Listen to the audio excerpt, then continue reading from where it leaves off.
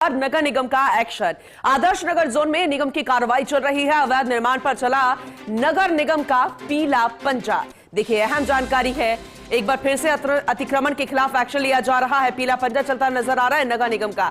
अतिक्रमण पर नगर निगम का एक्शन। आदर्श नगर जोन की तस्वीर हम आपको दिखा रहे हैं। राजधानी जयपुर का आदर्श नगर जोन, जहां निगम एक्शन ले रहा है, कार्रवाई की जा रही है। अवैध निर्माण पर निगम का पीला पंजा चलता नजर आ रहा है। जाहिर सी बात है, नोटिस भी दिया गया होगा, लेकिन नोटिस की अवमानना आखिर कब तक बर्दाश्त की जाएगी, और ऐसे में पूरी डिटेल हम आप तक पहुंचाएंगे। लेकिन फिलहाल राजधानी जयपुर का यह आदर्श नगर जोन, जहां पर अवैध निर्माण किया गया था और नियमों की अवहेलना यहां पर की गई है। अवैध निर्माण कर लिया गया और अब जब अतिक्रमण हटाया जाता है तो फिर ये नहीं देखा जाता कि क्या वो एक दीवार बनाई गई है या फिर पूरी बिल्डिंग खड़ी कर दी गई। अब इसी कड़ी में यही एक तस्वीर हमें देखने को मिल रही है। आदिन अतिक्रमण के खिलाफ एक्शन लिया जा रहा है और एक और महत्वपूर्ण जानकारी हम आपको दिखा रहे हैं। भारत दीक्षित सीनियर रिपोर्टर हमारे साथ जुड़ चुके हैं, ज्यादा जानकारी उनसे लेंगे। भारत, क्योंकि बेहद महत्वपूर्ण है नगर निगम की तरफ से अतिक्रमण के खिलाफ एक्शन लेना, वो तस्वीरों में हम देख भी पा रहे हैं, लेकिन आप डिटेल में बताइएगा कि आदर्श नगर जोन में अवैध निर्माण करता आखिर कौन था, कितनी बार नोटिस दिए गए थे, कितने नियमों की अवहेलना यहाँ की गई। देखिए, बिल्कुल आपको बता दूं कि लगातार ग्रेटर की जगह जयपुर नगर निगम की ओर से लगातार अवैध निर्माण को लेकर कार्रवाई है वो निगम की ओर से अमल में लाई जा रही है। आज आदर्श नगर जोन में लगभग 1 दर्जन से अधिक जो अवैध निर्माण थे उन पर यहाँ पर कार्रवाई है वो यहाँ पर की गई है। आपको बता दूं कि ऐसी बार बार नोटिस के बावजूद भी जो अवैध निर्माण रहे या लगातार बढ़ा रहे थे, ऐसे निर्माणों को चिन्हित यहाँ पर आदर्श नगर जोन की ओर से किया गया और आज इन तमाम अवैध निर्माणों पर का जो पीला पंजा है वो यहाँ पर देखने को मिला है। देखिए, निगम लगातार इस प्रकार की कार्रवाई है वो अमल में ला जा रहा है, क्योंकि देखिए प्रवासी राजस्थान भी आने वाला है। ऐसे में निगम ये चाहता है कि किसी प्रकार से अवैध निर्माण है वो यहाँ पर नहीं हो। और आपको बता दूं कि जब से दोनों नगर निगम एक हुए हैं तब से लोगों की मंशा ये है कि अब कार्रवाइयां नहीं होंगी, लेकिन जिस प्रकार से आज कार्रवाई है उससे एक मैसेज यहाँ पर जाएगा कि अवैध निर्माण को लेकर नगर निगम पूरी तरह से सक्रिय न केवल मुस्तैद भी है।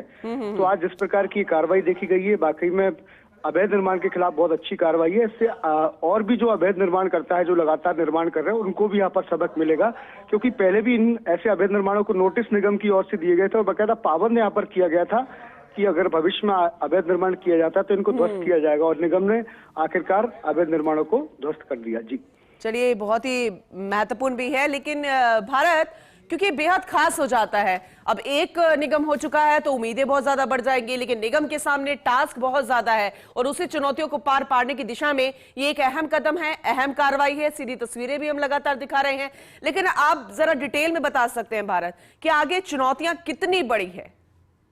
देखिए पूनम, बहुत अच्छी बात आपने कही है। निश्चित रूप से चुनौतियां जब से दोनों नगर निगम को कर दिया है, उससे निश्चित रूप से जो चुनौतियां है वो नगर निगम के सामने यहाँ पर बड़ी है, क्योंकि आप देखिए कि एक बहुत बड़ा जो क्षेत्र है वो अकेले नगर निगम के पास है।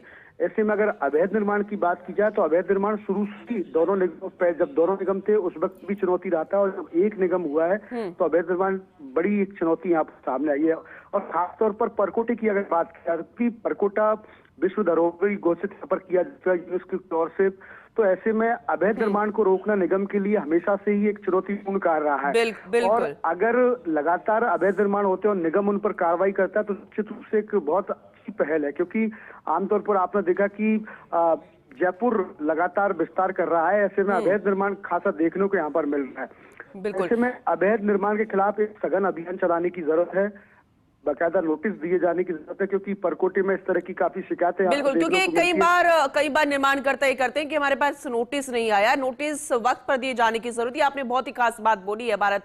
अच्छा, एक और बेसिक सवाल मैं कर रही हूँ, एक आमजन से जुड़ा सवाल है, क्योंकि इसके साथ जो बिल्डिंग्स है, क्योंकि हम यहाँ पर सोसाइटी भी बनी देख रहे हैं, तो जो अवैध निर्माण को हटाया जाता है, अतिक्रमण की कार्रवाई होती है, तो फिर वहां का जो मलबा होता है कितने दिन बाद, कितने वक्त बाद उठेगा, क्योंकि वाहन चालकों को परेशानी होगी, आसपास के लोगों को दिक्कत होगी, ये भी बड़ी समस्या खड़ी हो जाती है। तो इसका पूरा प्रोसेस क्या रहेगा, जरा ये भी अपडेट कर दीजिएगा।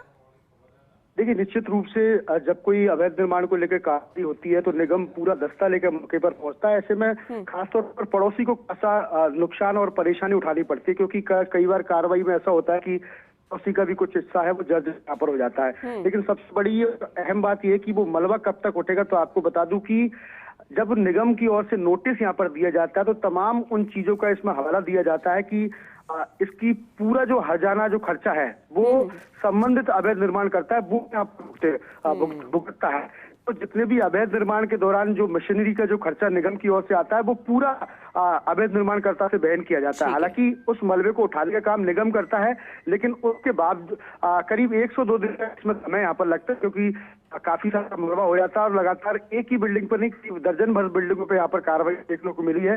तो निश्चित रूप से 1 दिन के अंतर्गत जो मलबा है वो निगम हटा लेता है और उसके बाद संबंधित जो व्यक्ति है जिसका बिल्कुल मलबा पड़ा ना रहे, क्योंकि तस्वीरें हम सीधी दिखा रहे हैं भारत, और उसमें वही पूरा प्रोसेस चल रहा है। पूरे अवैध निर्माण को, अतिक्रमण को हटाने की कार्रवाई, अतिक्रमण मुक्त करने की कार्रवाई, अब मलबा भी हट जाए क्योंकि मलबा भी हमें पड़ा नजर आ रहा है। जो प्रोसेस है उसी के अकॉर्डिंग अगर चलता रहा तो फिर जो भविष्य सोचा है नगर निगम ने, जयपुर वासियों ने, वो हम उम्मीद कर सकते हैं कि बेहतर ही होगा। बहुत शुक्रिया विस्तृत रूप से अपडेट देने के लिए, जानकारी देने के लिए।